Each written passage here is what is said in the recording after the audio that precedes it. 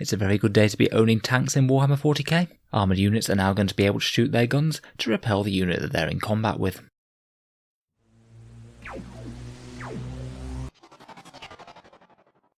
Hello and welcome back to Auspex Tactics, the strategy focused 40k channel where we're all about getting the most out of our miniatures on the tabletop. We've been keeping track of the 9th edition news on the channel as it's been coming out, and today has seen Warhammer community share really quite a big and important announcement. And we've got a full look at the Big Guns Never Tire rule that will be coming out in 9th.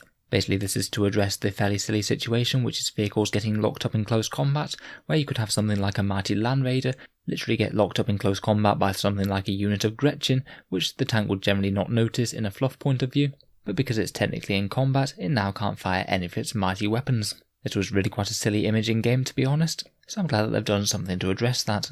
So let's take a look at this new rule.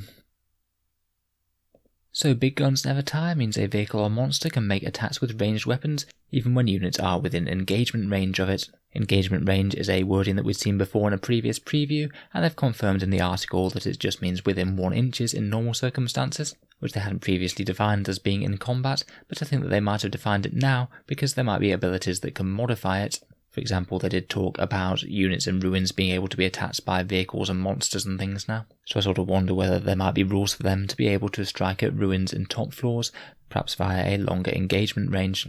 In any case, vehicles and monsters can target the enemy unit with their shooting weapons, even if other friendly units are within engagement range of the same enemy unit as well. Basically, they're allowed to shoot their guns at the actual unit that they're in close combat with, even if you have other friendly models in combat with that same unit. Furthermore, they say that you are allowed to allocate some of your weapons to attack units that you aren't within 1 inches of, but you can only actually fire them when you get to them if you are no longer in combat by that point. Basically, this means under normal circumstances, say if you have a tank that's in close combat with an infantry unit, then the tank will be able to shoot that infantry unit. If you have a really big tank with a lot of guns and you think you're easily going to sweep that unit aside, say you had a Land Raider Crusader in combat with 1 Gretchin, you can maybe allocate 1 Hurricane Bolter to kill that Gretchin, and then allocate all of your other guns to other targets, because you can be pretty confident that that Hurricane Bolter is going to get the job done on that single infantry model. So this is interesting then, it isn't quite tanks just are able to fire wherever they like in close combat, they do have to clear out that individual unit that they're stuck in combat with first. So it still means that there is relevance to them being locked up in close combat, just not anywhere near as much.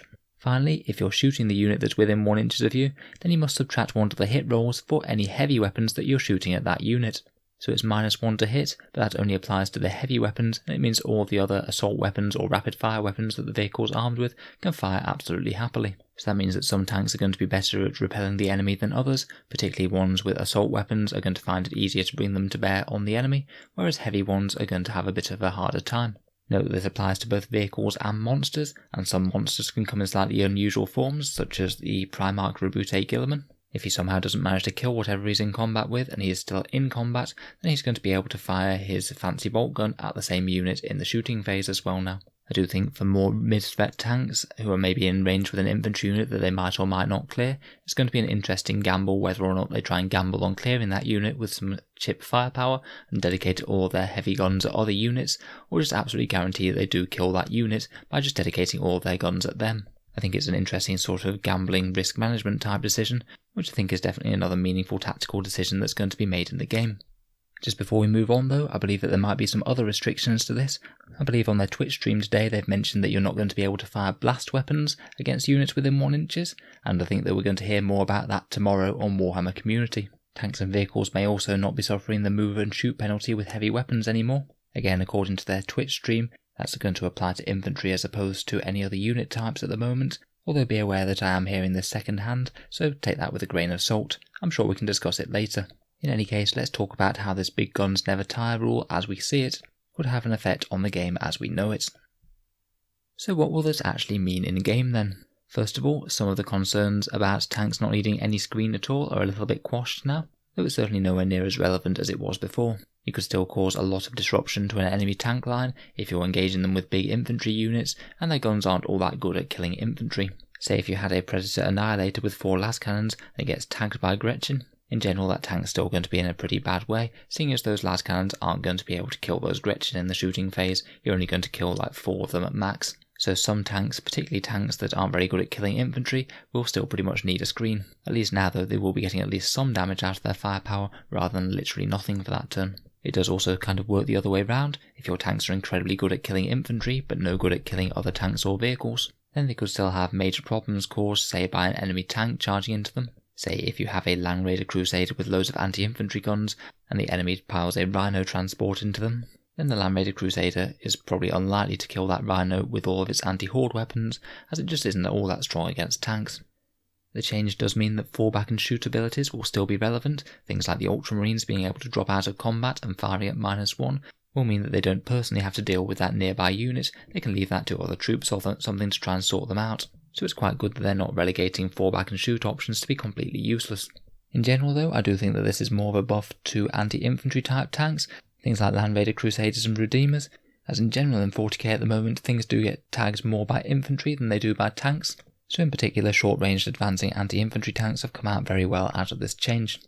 In terms of actual guns on the tanks, then there's certainly increased value to either rapid fire and assault weapons compared with previous, as well as any auto-hitting weapons on the platform as they won't care about the ballistic skill modifier. Basically a Hurricane Bolter is just going to be a lot more scary than a Heavy Bolter to pretty much anything that's trying to tag it, with the number of shots and also hitting on 3s rather than hitting on 4s if you're a Space Marine. I think that as a bit of a side effect, then it's going to be quite fluffy to have tanks with bolt-on storm bolters and things, which can actually serve as a genuine purpose for repelling infantry from tanks, and just meaning that they're very unlikely to get tied up by 1 or 2 infantrymen if they can handle 1 or 2 with that point defense weapon.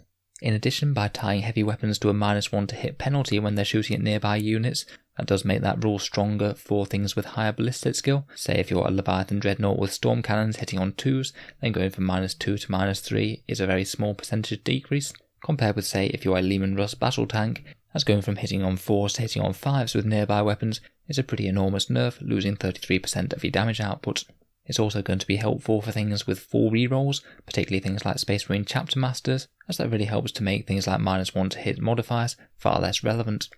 I think this is also a bit of a buff to any units that both want to shoot and fight, things like Primaris Redemptor Dreadnoughts, Invicta Tactical Warsuits, Dark Eldar Talos. They're just likely to find themselves locked up in combat that bit more often, and if they ever happen to find themselves locked up in combat in one of their own shooting phases, then they can happily just blaze away with their weapons while in combat as well, just as a little bit of added damage output. If they do get lucky and manage to wipe out the unit with whatever firepower they have, then they might just be able to charge something else on the next turn, so it's certainly a positive for them. Basically these things are likely to be shooting and fighting every turn that they're in battle, and the only thing that you're gaining by keeping them locked in close combat is limiting their movement and forcing their guns to target the unit that they're in combat with, which to be fair could be helpful. In general though, this really does raise the opportunity cost of tagging units to be far higher than it was. At the moment in 8th edition, it's just almost a no-brainer to charge a tank with an infantry squad if you ever can, so you're basically trading its firepower next turn for a round of Overwatch hitting on 6s this turn. Compared with previously, where you'd just be taking Overwatch and have the tank's meagre damage output in close combat to hit your infantry squad, you'll still get those two, but you'll also have to brave a round of shooting, even if it might be -1 as well. The tank still might want to drop back and just have the rest of the army gun down your infantry unit, but if it does stay in close combat, your unit is just going to pay a lot more cost in their own lives for the price of shutting that tank down for a turn. Overall, I think that this is really quite a good change. I suspect a lot of points costs across the board will probably be adjusted for this, and units that benefit from this heavily will probably go up a little. On the whole though, I think it's just a lot more realistic that massive war machines like these are going to be able to keep on firing their guns, even if the tank is bogged down in enemy infantry. I think that this one's a real win for the feel of the game.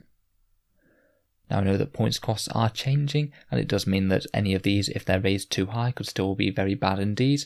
But just rules as they stand, these seem to be some of the units that look like they're going to be benefiting the most.